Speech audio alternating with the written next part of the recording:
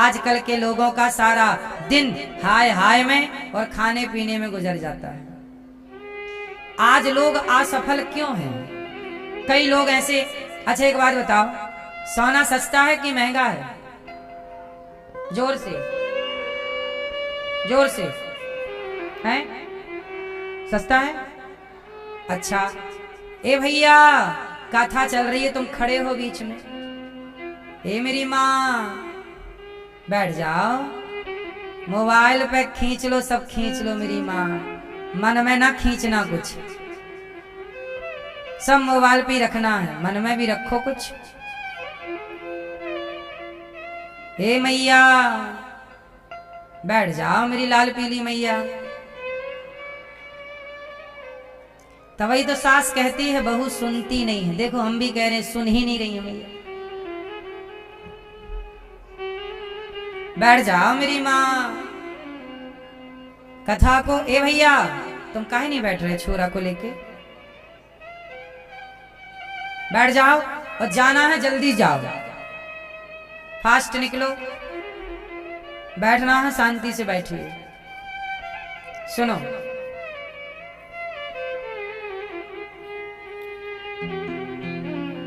क्या सवाल कर रहे थे हम आप लोगों से? हाँ, सोना सस्ता है कि महंगा? आप लोग हैं, सस्ता है? सही है, सोना सस्ता भी है और महंगा भी है। जिनके पास पैसा नहीं है उनके लिए सोना बहुत महंगा है। अडानी अंबानी के लिए सोना बहुत सस्ता है, उनके लिए कहाँ महंगाई है। जो बड़ा है उसके लिए कहाँ महंगा है। हम आपसे केवल ये कहना चाहते हैं कि अपने आप को इतना कामयाब बनाओ, इतना सफल बनाओ कि आपको संसार में कुछ महंगा लगे ही ना। आप सफल होंगे, कामयाब होंगे तो आपके लिए हर चीज सस्ती लगेगी, और आप असफल हैं तो आपको हर चीज क्या लग रही है?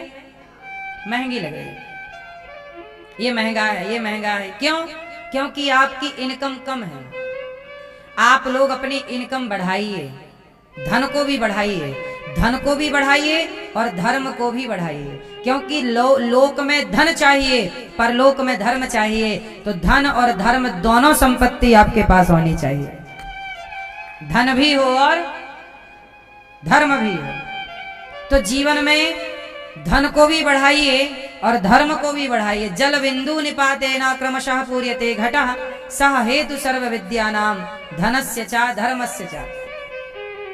जैसे एक एक बूंद पानी इकट्ठा करने से जल बिंदु निपातेन क्रमशः पूर्यते घटः, थोड़ा थोड़ा जल भरने से एक दिन घड़ा भर जाता है। उसी तरह सह हेतु, उसी तरह सह हेतु सर्व विद्यानाम, उसी तरह थोड़ा थोड़ा पढ़ने से व्यक्ति विद्वान हो जाता है, और थोड़ा थोड़ा धन इकट्ठा करने से धनवान, और थोड़ा थोड़ा धर्म करने से धर्मवान हो जाता है। धनस्य च धर्मस्य च, धन और धर्म। आप अपने को सफल बनाइए, कामयाब बनाइए। बस जितना हम भारत में एक समस्या क्या है कि हम दूसरों का पांव पकड़ के खींचते रहते हैं, अपने को कामयाब बनाते तो हम जल्दी से सफल हो जाते। तो यहाँ सुखदेव भगवान वही कहना चाहते हैं कि निद्रया ह्रियते नक्तम, कम सोइए, मेहनत ज्यादा करिए। हनुमान जी लंका गए तो मैनाक पर्वत ने कहा कि थोड़ा विश्राम कर लो, थक गए होंगे हनुमान जी। हनुमान जी ने क्या कहा? सुंदरकांड की एक चौपाई यूथ को सुननी चाहिए, युवाओं को सुननी चाहिए। कौन सी चौपाई है? राम काज कीन्हे बिनु मोहि कहाँ विश्राम। जब तक राम जी का कार्य नहीं कर लेता, हे मैनाक महाराज, मैं विश्राम नहीं करूंगा। स्वामी विवेकानंद जी भी इसी बात का अर्थ करते हैं कि जब तक आपको आपका लक्ष्य प्राप्त ना हो जाए तब तक आपको रुकना नहीं चाहिए, थकना नहीं चाहिए, हारना नहीं चाहिए, चलते रहिए तब तक जब तक आपको आपका लक्ष्य ना मिल जाए। आपका आजकल क्या है, 25 साल का लड़का दिन में सो रहा है। आज के नौजवान लड़के क्रिकेट देख रहे हैं। क्यों?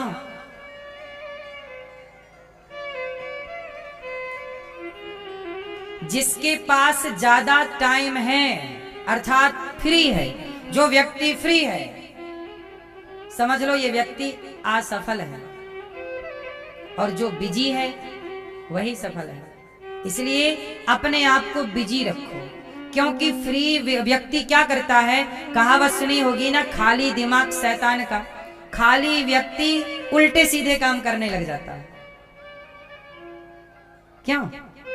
इसलिए अपने को किसी अच्छे काम में बिजी रखो, इतना बिजी रखो कि आपके पास खाने पीने का भी टाइम ना रहे। बिजी रहिए।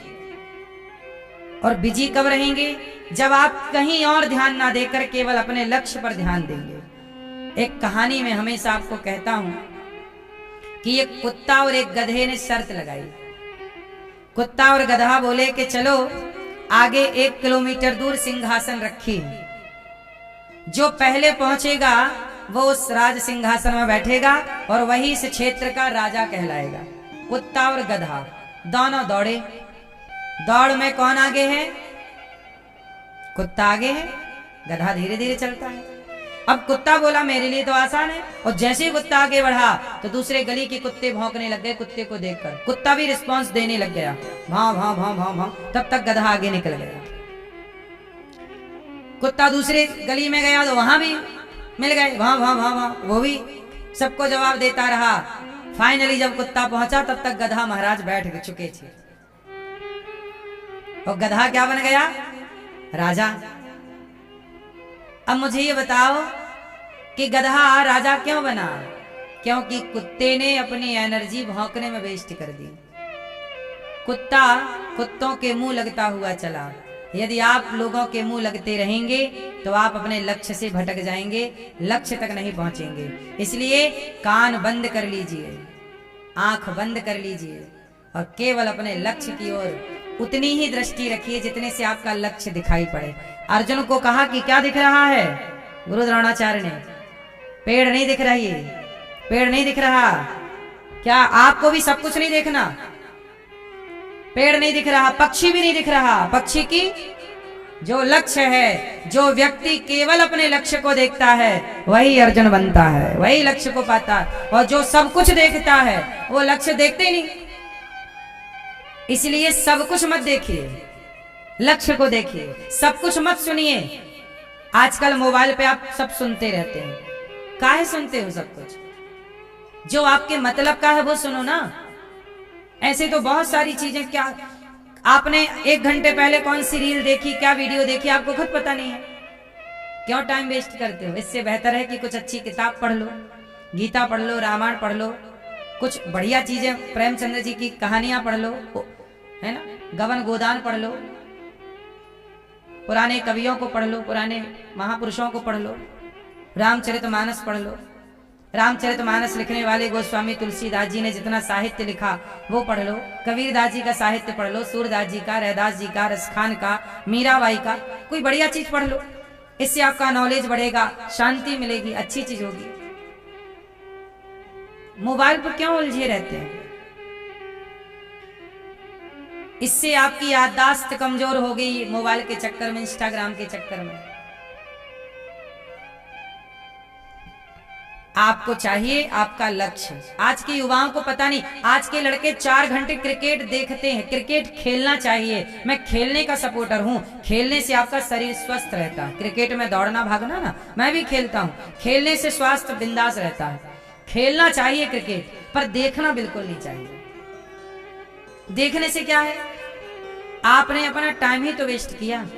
और आजकल क्रिकेट कहां रहा? आजकल तो क्रिकेट जुआ हो गया है, बिजनेस है। उनका तो अपना करोड़ों पक रहे हैं, तुम्हारे 4-6 घंटे बर्बाद हो रहे हैं। जो 4-6 घंटे आपने क्रिकेट देखे हैं, याद रखो, ये दास अनिरुद्ध में आपके सामने बैठा हूं ना, मैंने आज तक कभी मैंने क्रिकेट जब हमारे देश का किसी देश से होता है तो मैं ये सुन लेता हूं कि कौन जीता, भारत जीता, खुशी मुझे रहती है कि चलो हमारा देश जीत गया। पर हम बहुत डीप पे घुस के नहीं देखते, टाइम नहीं है ना। और जब बचपन में था तब भी मैं नहीं देखता था। मुझे लगता था कि जितना टाइम मैं क्रिकेट देखने में लगाऊंगा उतने में अपना कोई काम कर लूंगा, कोई एक पुस्तक पढ़ लूंगा, कोई अच्छी बात कर लूंगा। हम अपने टाइम को मैनेज करें। हम टाइम की वैल्यू समझते हैं। किसकी वैल्यू? जिस व्यक्ति ने समय को नहीं पहचाना, जिस व्यक्ति ने समय की कदर नहीं की, तो वह समय भी उसकी कदर नहीं करता। समय की कदर करो। मैं आपको बार बार एक चीज कहता हूं कि क्रिकेट में जब आप 6 बॉल पूरी हो जाती हैं, 1 ओवर होता है, तो टीवी पर ना ऐड आने लगता है। 6 बॉल पूरी होने पे क्या गया? ऐड। ऐड साबुन का हो सकता है, कपड़े का हो सकता है, कोई वो ऐड जो होता है ना भाई साहब, 1 सेकेंड का ऐड 1 करोड़ का होता है। यदि 10 सेकेंड का ऐड है उस क्रिकेट के दौरान, तो वो 10 करोड़ का ऐड है। बोलो हाँ या ना? 15 सेकेंड का ऐड है तो वो 15 करोड़ का है। उनका 1 सेकेंड 1 करोड़ का है। वह तुम्हारे 4 घंटे की कोई कीमत नहीं है। हद हो गई। वो अपना 1 सेकेंड 1 करोड़ का बेच रहे हो, तुम्हारे ये 4 घंटे हा हा हा हा हा हा क्या मिला? वही क्रिकेट में चाहे हिंदुस्तान छक्का मारे, चाहे पाकिस्तान छक्का मारे, चाहे हिंदुस्तान जीते चाहे पाकिस्तान जीते, उसी क्रिकेट में देखा होगा कि वहां कुछ वो रहती है ना, वो झूमर लिए घर घूमती रहती है। वो कोई भी छक्का मारो, उनको नाचने से मतलब है। हाँ बोलो हाँ। वो देखिए आपको किस तरह बुद्धू बनाते हैं। उन्हें कोई मतलब नहीं कि कौन जीत, तुम मरे जा रहे हो, अरे जीत गया वो जीत गया। अरे वो खेल है, वो खेल में जीत हार होगी, तो खेल को खेल की तरीके से देखो, युद्ध की तरीके। आजकल खेल भी खेल नहीं रहा, युद्ध हो गया, लड़ाई हो जाती है, सट्टा लग जाता है, बिजनेस हो गया, सट्टा हो गया, युद्ध। खेल खेल कहां रहा? अरे खेल का मतलब है आनंद। खेल का मतलब लड़ाई नहीं है कि तुम लड़ने लग जाओ। और हमारे देश में यही होता है। पाकिस्तान भारत का जब मैच होता है तो भारत देखो, भारत विरोधी नारे लगने लग जाते हैं इसी देश में, हाँ या ना? तो खेल खेल कहां रहा? युद्ध का मैदान बनता चला जा रहा। इसलिए उनका 1 सेकेंड 1 करोड़ का है और आपके 4 घंटे की कोई कीमत नहीं। साहब कह दो अपने नौजवान बच्चों से कि बेटा समय को पहचानो। ये दास अनिरुद्ध ने आप लोगों की तरह समय वेस्ट किया, बर्बाद किया होता तो आज आप सबके बीच में दास सेवा ना कर रहा होता समाज की। हमने अपने हर क्षण को, हर पल को, आप बताइए दीपावली थी, गई ना भी दीपावली? कितने महीने हो गए दीपावली गई है? 1 महीना हो गया? 2 महीने? 2 महीने हो गए। आप लोगों की दीपावली में छुट्टी थी कि नहीं? बोलो हाँ थी। सोचिए दीपावली चली गई और दीपावली के 2-4 महीने पहले से आज तक मुझे दीपावली की अभी 2-3 दिन की छुट्टी भी नहीं मिली। मुझे अभी भी मुझे छुट्टी नहीं मिली। मैंने अभी तक छुट्टी नहीं ली 2 दिन की भी, 3 दिन की। काम करना है साहब। लोगों को अनिरुद्धाचार्य दिखता है, अनिरुद्धाचार्य के पीछे जो कार्य के प्रति प्रेम है और ईमानदारी से समर्पण है वो नहीं दिखता। यदि वो आप देख लो तो आप भी सफल हो जाओ। हमारी संडे नहीं होती, आपकी हफ्ते में 1 दिन क्या होती है? संडे। हमारी कोई संडे नहीं। संडे नहीं होती। क्या क्या बताएं आपको? जीवन में व्यस्त रहना चाहिए, काम से बड़ा प्यार करना चाहिए।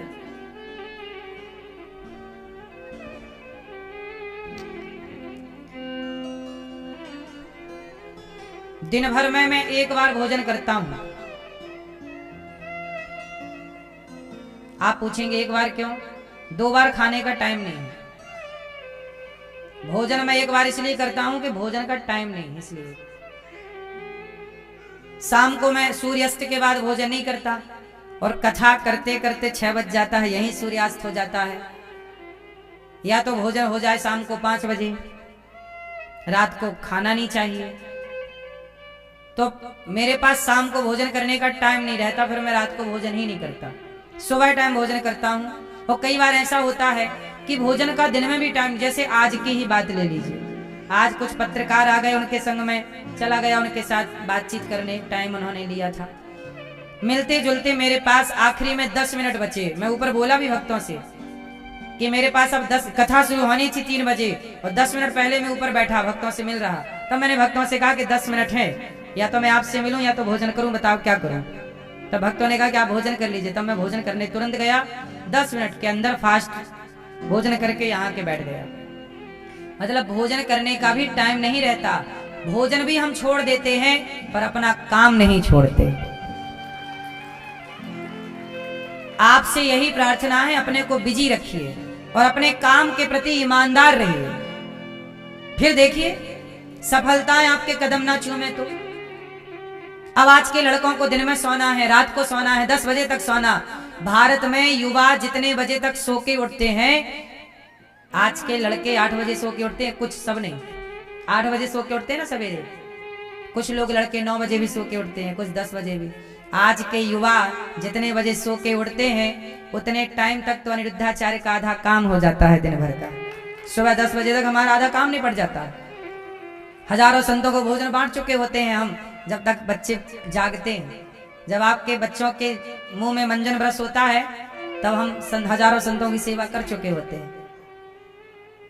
तो जीवन में अपने काम के प्रति आपको ईमानदार होना पड़ेगा, वरना आपने सुना होगा समय को भरोसो कौनी कद पलटी मार जावे।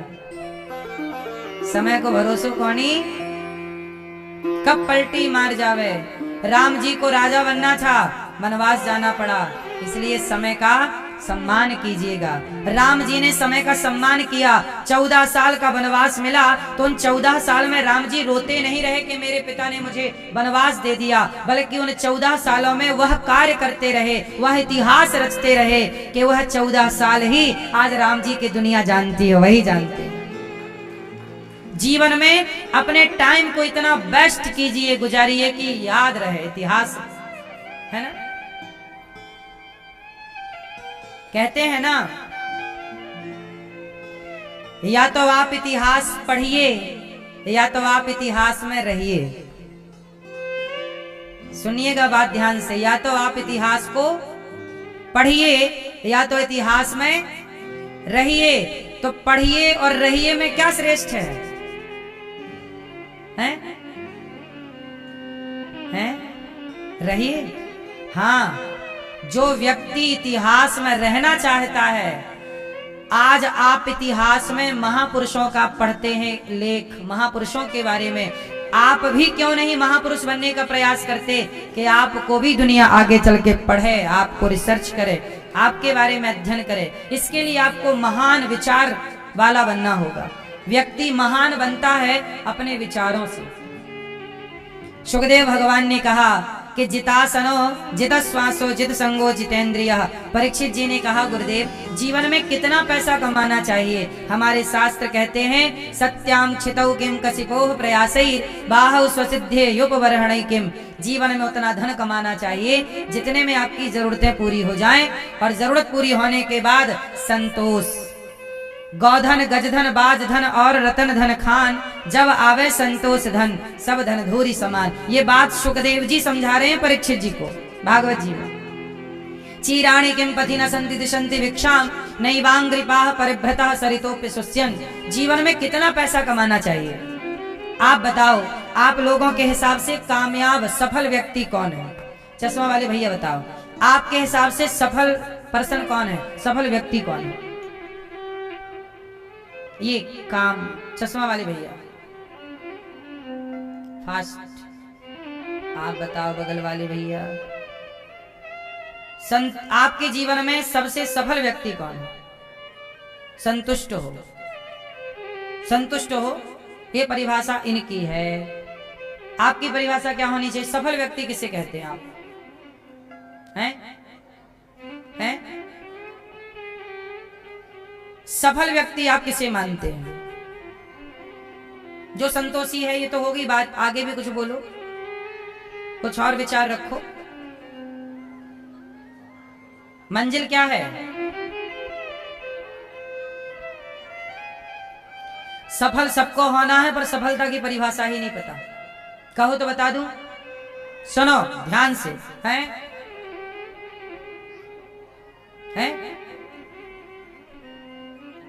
2 रोटी और 4 की भूख हो तो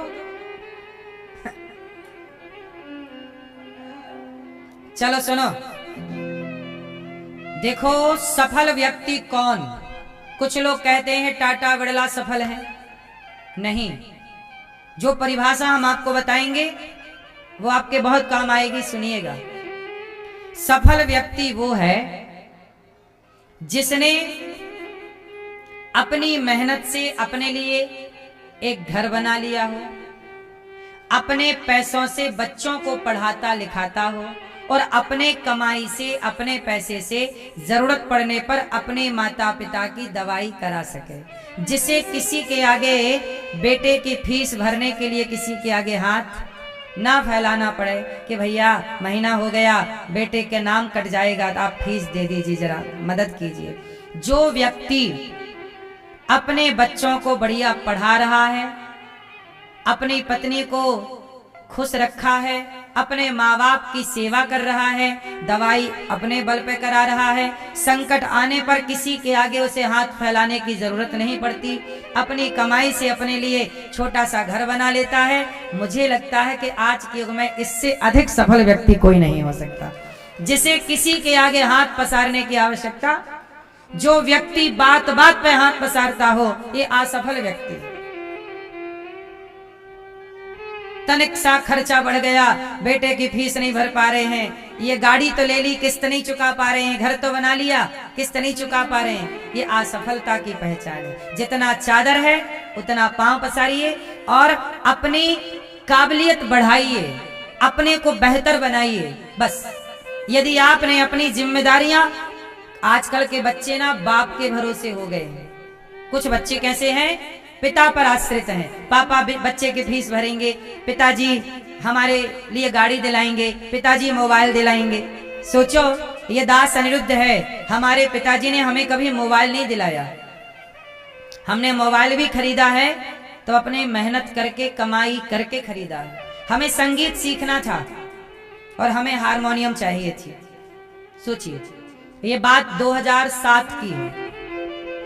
हमें संगीत सीखना था और हमारे पास हारमोनियम नहीं थी।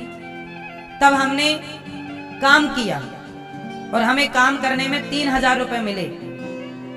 जब 3000 रुपए मिले तो मैंने उस पैसे से हारमोनियम खरीदी। आज भी मेरी पहली कमाई की वो हारमोनियम मेरे पास है। वो मेरे जीवन की पहली कमाई थी और मैंने पहली कमाई में चाहता तो मोबाइल ले आता। मेरे दोस्त लोग मोबाइल लाए थे, वो क्या लेके आए थे, मोबाइल। मैं मोबाइल नहीं लाया। हमारे घर में बड़ी गरीबी थी।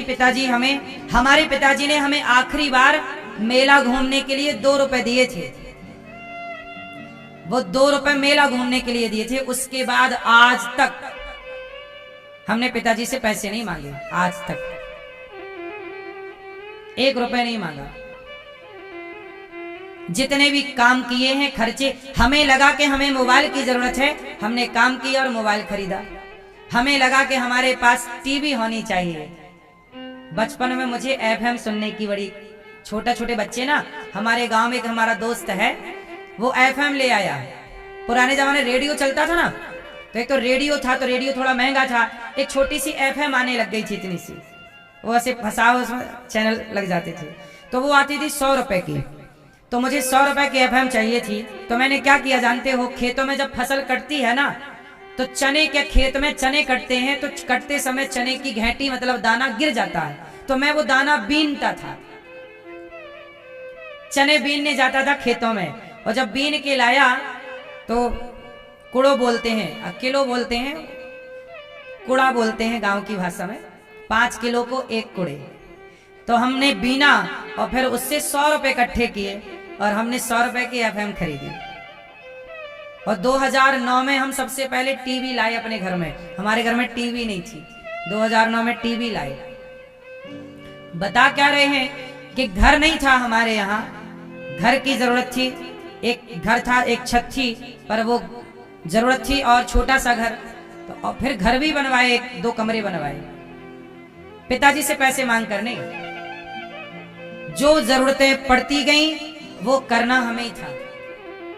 करते गए काम, जरूरतें पूरी करते गए, किसी से मांगा नहीं कि भाई साहब तुम दे दो। हमने इच्छाएं भी उतनी रखी जो हम कर सकते हैं। हमने वो इच्छाएं रखी ही नहीं कि जिससे हमें आपके सामने हाथ फैलाना पड़े। इच्छाएं ही नहीं की हमने। हम जितना था संतुष्ट रहते चले गए। हमारे बचपन में स्कूल, हमें यही वृंदावन में जब मैं पढ़ने आया तो मैं यहाँ, मेरा गुरुकुल है यहाँ पे ललिता आश्रम में, वहां से पढ़ने के लिए मुझे इसी रास्ते से, गौरी गोपाल सामने परिक्रमा, इसी रास्ते से मुझे यहाँ जाना पड़ता था डल्ला के आगे। तो लंबा रास्ता होता था सवेरे, इस सर्दियों के मौसम में, और सवेरे जाने आने में समय खर्च होता। तब हम लोगों ने, दो दोस्तों ने मिलकर 250-250 मिलाए और 500 रुपया की सेकेंड हैंड साइकिल खरीदी। मतलब ये समझिए कि हमें साइकिल भी चाहिए थी तो खुद को कमा के लाना है, साबुन भी चाहिए तो खुद से लाना है, ब्रश भी चाहिए तो खुद से लाना, कपड़े भी फट गए हैं तो खुद से सिलवाना है, सब तरह से खुद को कमाना है, खुद को खर्चे करना है। मैंने पहली बार हारमोनियम खरीदी। केवल इसी बात इसलिए बता रहा हूं कि आज के बच्चे पहली कमाई से मोबाइल खरीदते हैं। अरे वो काम करिए जिससे आप और आगे बढ़ जाएं। मोबाइल, गाड़ी, आज के लड़के गाड़ी खरीदते हैं, गाड़ी तो आ जाएगी, तुम सफल तो हो जाओ। मैंने साइकिल इसलिए खरीदी क्योंकि जरूरत थी। आज भी मैं वही खर्चा करता हूं जिसकी जरूरत होती है। बेवजह में 1 रुपए का खर्चा, मुझे लगा कि अब मुझे सेवा करनी चाहिए तो सेवाओं की शुरुआत हुई। मुझे लगता है कि मैं बेवजह पैसे कहां खर्च करूं, इससे ना जाने कितने लोगों का पेट भर जाएगा, सबकी सेवा होगी, यही पुण्य है। तो जीवन में सफल कौन? जो व्यक्ति सेल्फ है वो सफल है। बोलो हाँ। तो आप लोगों को भी स्वावलंबी बनना चाहिए, आश्रित नहीं रहना चाहिए माता पिता पर भी। स्वयं अगर निर्भर बनोगे, दूसरों पर गिड़गिड़ाओगे तो अपना मान भी, सम्मान भी, सब कुछ गवाओगे। इसलिए कहता हूं कि आश्रित पिता पर भी मत रहो। आजकल हमारे देश में एक दूसरी बीमारी चल पड़ी है। लड़के लोग कहते हैं कि हमें गाड़ी चाहिए, ब्याह में गाड़ी चाहिए, दहेज में हद होती है। गाड़ी का शौक है और मांग रहे हो भीख, शर्म नहीं आती? अरे गाड़ी में बैठना बुरा नहीं है साहब, पर ससुर जी से मांग कर बैठे तो क्या बैठे, वो भिखारी बन करके गाड़ी पाए तो क्या पाए। छोटी ही गाड़ी खरीदना अपनी मेहनत की कमाई से खरीदो। क्या तुम दहेज मांग रहे हो, भीख मांग रहे हो? मांगे से मरना भला। क्यों जी? मेरा उद्देश्य है, ऐसे मांगना नहीं चाहिए। क्यों है? हाँ, एक डिफेंडर मांग रहा, उसको पर हमने समझाया। हाँ, आप लोग 2 हाथ पांव वाले हैं, समझदार हैं। ईश्वर ने जितनी ताकत अडानी अंबानी को दी है, जितनी बुद्धि उनके पास है, जितना खून उनके शरीर में है, जितनी हड्डियां उनके शरीर में है, सेम वही चीजें आपके पास। ईश्वर ने भेद नहीं रखा ना, अडानी अंबानी और आप में कोई भेद नहीं रखा ईश्वर की ओर से। संरचना सबकी एक सी है, बस अपना अपना खेल है बुद्धि का। क्या आप अपनी बुद्धि कहाँ खर्च करते हैं, क्या किस तरह का सोचते हैं? पूरा खेल सोच का है। किस तरह से आप सोच सकते हैं, जितना बेहतर आप सोच सकते हैं उतने सफल आप जीवन में हो सकते हैं। जितना घटिया आपकी सोच होगी, आपकी सोच आपको उतना गिराती चलेगी और आपकी सोच आपको उतना उठाती चलेगी। क्यों? मैं यह बात सही है? कहावत है, बातन हाथी पाइए, बातन हाथी लात।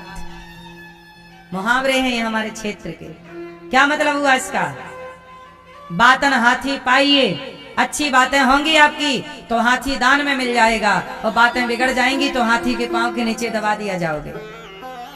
इसलिए सुखदेव भगवान कहते हैं कि परीक्षित ज्यादा हाय हाय नहीं, जीवन में भगवान के आश्रित रहना चाहिए और आश्रित रहो। ये दास अनिरुद्ध भगवान के आश्रित रहा। मैंने कभी भगवान से ये नहीं कहा कि ये दे दो, मैंने कभी कुछ कहा नहीं, केवल अपने आप को समर्पित करता गया। भगवान सब कुछ देते चले गए, रास्ते बनते चले गए। समर्पण करो। हम लोग बचपन में, हमारे गांव में एक बड़े आदमी हैं, उनके मंदिर था। मंदिर मतलब गांव में बड़े लोग मंदिर बनवाते हैं ना, तो हमारे पिताजी उस मंदिर में पुजारी थे। तो वो जो मंदिर वाले लोग थे ना, मालिक मंदिर के, उन्होंने बोल दिया हम लोगों से कि आप लोग मंदिर खाली करो, मंदिर खाली करो। और खाली हम लोगों ने नहीं किया, क्योंकि कहीं व्यवस्था नहीं हुई, घर ही नहीं था हमारे पास, मंदिर ही था। तो उन्होंने दाना पानी बंद कर दिया। मंदिरों में जमीनें लगी होती हैं गांव गांव में, तो वो पूरी जमीन उन्होंने छुड़ा ली कि अब तुम्हारे पास रहेगा नहीं, तुम भाग जाओगे। कई साल तक हमने भिक्षा मांग मांग के गांव में, और जो दाल रोटी मिलती थी, मतलब भिक्षा में क्या मिलता है, आटा, दाल चावल, उसी से भगवान को भोग लगाते रहे और भगवान जी की सेवा ईमानदारी से करते रहे। कोई कम कंजूसी नहीं ठाकुर जी की सेवा में। जो खाते नमक रोटी खिला के खाते, लो प्रभु ये है, ये भीख में मिला, ये खाओ, फिर हम खाते, वही खाए वही खिलाए, ईमानदारी से रहे। बाद में उन्होंने कहा कि आपको खाली करना पड़ेगा, नहीं किए तो बारिश के मौसम में उन्होंने सारा सामान मंदिर से बाहर फेंक दिया। फिर हम लोग जब फेंक ही दिया तो निकाल ही दिया, कोई हाथ पकड़ के निकाल ही दे, तब फिर हम लोग निकल गए। फिर दूसरी छोटा सा घर पिताजी ने बनवाया, वहीं रहे। हमने वो दौर देखा है। जब मैं गाय चराने जाता था तो जिनके मंदिर थे वो लोग भी गाय, गांव में सब लोग एक साथ चराते हैं, तो वो लोग चराते। तो मैं उस समय छोटा था, तो वो जिनका मंदिर था वो लोग कहते कि कब खाली करोगे मंदिर, जाओ। मैं छोटा था तो बच्चे को जैसे बोलते हैं बड़े लोग वैसे वो बोल रहे थे। वो सारी चीजें मैंने सुना, सारी चीजें। अपमान क्या होता है, सोचिए आप किसी से कह रहे हैं कि घर से निकलो, लेकिन उसकी मजबूरी यह है कि निकलेगा तो जाएगा कहाँ, इसलिए नहीं निकल रहा और आपकी 10 बातें सुन रहा है चुपचाप, क्योंकि उसकी मजबूरी है। वो मजबूरी, वो हालात क्या होते हैं हमने देखा है, उन हर हालातों से गुजरे हैं, हर परिस्थिति को देखा है, लेकिन ईश्वर पे भरोसा रखें। जब रहे जहां रहे खिला के खाए, भोग लगा के खाए, बिना भोग लगाए नहीं खाए। भगवान के सिवा कोई था ही नहीं, एक भगवान अपने हैं, बाकी कुछ नहीं, और उन्हीं के भरोसे आज भी हैं, और उन्हीं के भरोसे रहकर आप सबकी आज भी सेवा कर रहे हैं। हम तब भी भीख मांगते थे, भिक्षा मांग के गुजारा करते थे, और आज भी भिक्षा मांग के सेवा करते हैं वृद्ध माँ की।